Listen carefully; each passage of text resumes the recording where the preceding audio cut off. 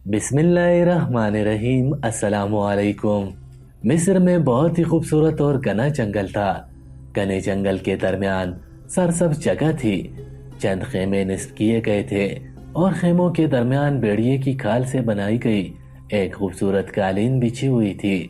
इस कालीन पर दुनिया का अजीम सुल्तान और बहादुर जंगजू सुल्तान सलाहुद्दीन अयूबी रहमतुल्लाह अलैह भी बैठा था, और जिसमें आपके साथ आपके कमांडर और आपका करीबी साथी अली बिन सुफियान भी मौजूद था। सुल्तान सलाहुद्दीन अयूबी रहमतुल्लाह अलैह ने अली बिन सुफियान से कहा, ए अली, मिस्र का सुल्तान बनने के बाद दुश्मन आराम से नहीं बैठेगा और दुश्मन मेरी सल्तनत को कमजोर करने के लिए हर हरबा इस्तेमाल करेगा। सुल्तान ने अली बिन सुफियान से कहा, ए अली, तुम आने वाले वक्त में मिस्र की सल्तनत को लाहक होने वाले खतरात के बारे में एक फहरिस्त तैयार करो और वो फहरिस्त मुझे दे दो ताकि हम इन खतरात से निपटने के लिए इकदामात कर सकें।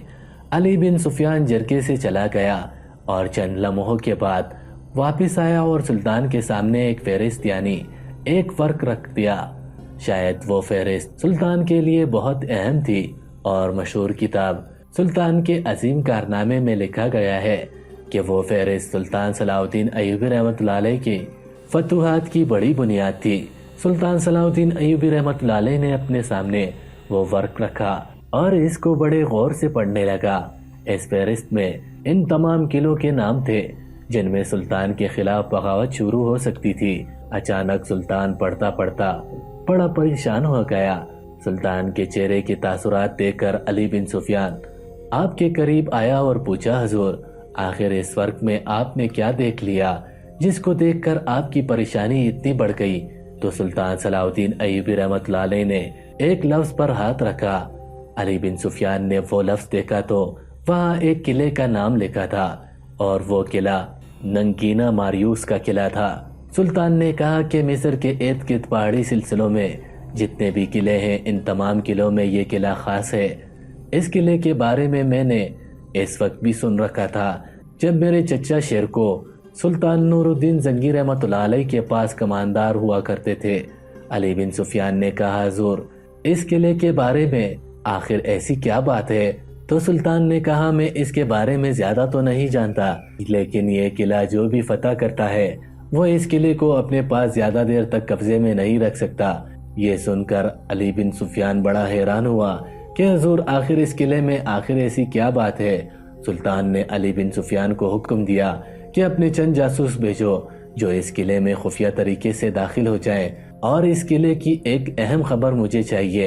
अली बिन सुफियान ने अपना काम शुरू कर दिया और चंद ही दिनों में अली बिन सुफियान के माहिर जासूस खबर लेकर आए और अली बिन सुफियान सीधा सुल्तान के पास आया और कहा, हुजूर, इस किले के बारे में जो हमें मालूमात मिली है वो बहुत ही खतरनाक है।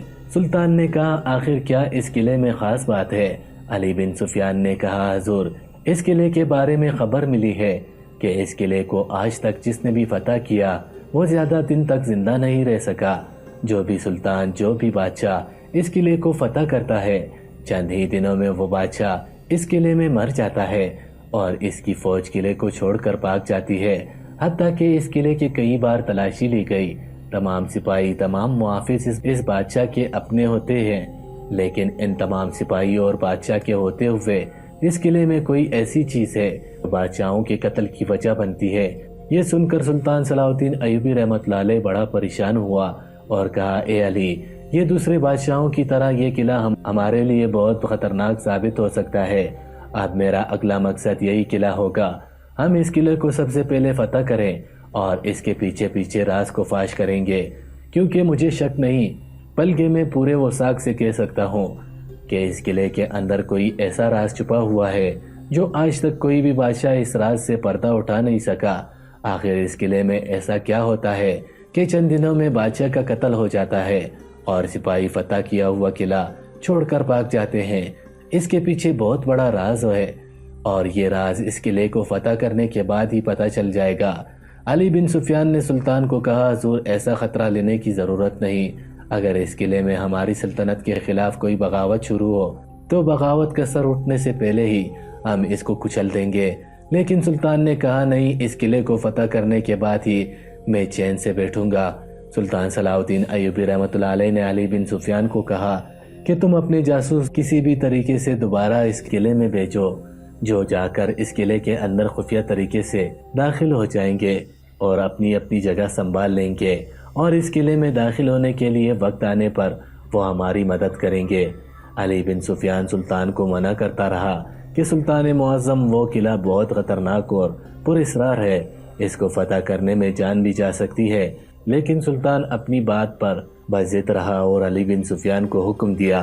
چند دنوں کے بعد سلطان صلاح الدین ایوبی رحمۃ اللہ علیہ اپنا لشکر لے کر اس قلعے پر حملہ آور ہو گیا، اور علی بن سفیان کے بھیجے ہوئے جاسوسوں کی مدد سے سلطان بآسانی قلعے کے اندر داخل ہو گیا اور اس قلعے کو فتح کر لیا۔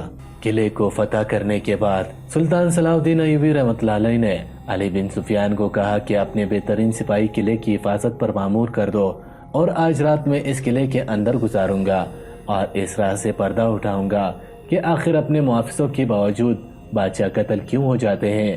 علی بن سفیان نے پھر کہا، حضور میں یہاں رکنے کے لیے تیار ہوں، آپ اپنی قیامگاہ کی طرف چلے جائیں۔ لیکن سلطان نے کہا کہ اس راز سے میں خود پردہ اٹھاؤں گا۔ سلطان صلاح الدین ایوبی رحمۃ اللہ علیہ قلعے کے مرکزی کمرے کے اندر آرام کرنے کے لیے چلا گیا۔ علی بن سفیان بھی آپ کے ساتھ رک گیا۔ سلطان صلاح الدین ایوبی رحمۃ اللہ علیہ سوئے ہوئے تھے کہ اچانک سلطان کو محسوس ہوا کہ کوئی چیز ایسی ہے جو کمرے کے اندر داخل ہو گئی۔ سلطان صرف سونے کی ناٹک کر رہا تھا، لیکن وہ چیز اتنی تیزی سے آئی کہ سلطان کی آنکھ کھلتے ہی دوبارہ غائب ہو گئی۔ اب سلطان نے دوبارہ سونے کا ناٹک کیا تو چند لمحوں کے بعد دوبارہ کوئی انسان یا کوئی ایسی چیز کمرے کے اندر داخل ہو گئی۔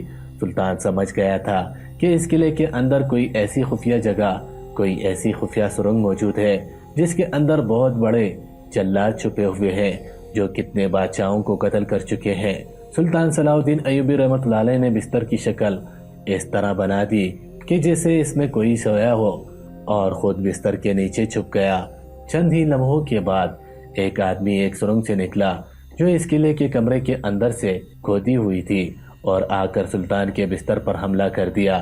لیکن جیسا ہی اس نے حملہ کیا تو اس سے معلوم ہوا کہ اس بستر میں سلطان نہیں تھا، تو اس نے اپنے ساتھیوں کو آواز دی۔ اتنے میں بہت سارے سپاہی آ گئے۔ سلطان بھی بستر کے نیچے سے نکل آیا اور وہاں لڑائی شروع ہو گئی، اور یہ لڑائی کافی دیر تک جاری رہی۔ ترکی کتاب میں لکھا گیا ہے کہ کبھی کسی دشمن نے سلطان کو اتنا نہیں تھکایا جتنا ان جلادوں نے۔ یہ خاص قسم کے انسان تھے جو عام سپاہیوں سے زیادہ طاقتور تھے۔ سلطان نے تمام جلادوں کو موت کے گھاٹ اتار دیا، اور پھر سلطان صلاح الدین ایوبی رحمۃ اللہ علیہ اس سرنگ کے اندر سپاہیوں کے ساتھ چلا گیا تو وہ سرنگ قلعے کے مرکزی کمرے کے نیچے کھودی ہوئی تھی، اور اس میں وہ جلاد کئی عرصے سے چھپے ہوئے تھے۔ اس سرنگ میں ان کی کافی خطرناک ہتھیار موجود تھے۔ جو بھی اس قلعے کو فتح کرتا تو وہ جلاد رات کو آ کر اس کمرے میں اس بادشاہ یا اس کے کمانڈروں کو قتل کر دیتے، اور اس خوف کی وجہ سے وہ بادشاہ اس قلعے کو چھوڑ کر بھاگ جاتے، اور اسی وجہ سے کئی سالوں تک ان جلادوں نے قلعے پر بآسانی قبضہ کر رکھا تھا، اور اس قلعے کی وجہ سے کئی بادشاہ اپنے ہاتھ جان سے دھو بیٹھے۔ لیکن یہ سلطان صلاح الدین ایوبی تھا جس نے اپنی ذہانت سے اور جان پر کھیل کر ان کو موت کے گھاٹ اتارا۔ اور اگر اس رات سلطان صلاح الدین ایوبی بھی دوسری بادشاہوں کی طرح پرسکون نیند سو جاتے تو وہ جلاد سلطان کو بھی ہمیشہ ہمیشہ کے لیے سلا دیتے، اور قلعے کو ہمیشہ ہمیشہ کے لیے فتح کر لیتے۔ اور اس قلعے کو فتح کرنے کے بعد سلطان صلاح الدین ایوبی رحمۃ اللہ علیہ نے بہت سارے قلعے فتح کیے۔ مزید اچھی ویڈیوز کے لیے چینل کو سبسکرائب کر لیجیے گا۔ اللہ حافظ۔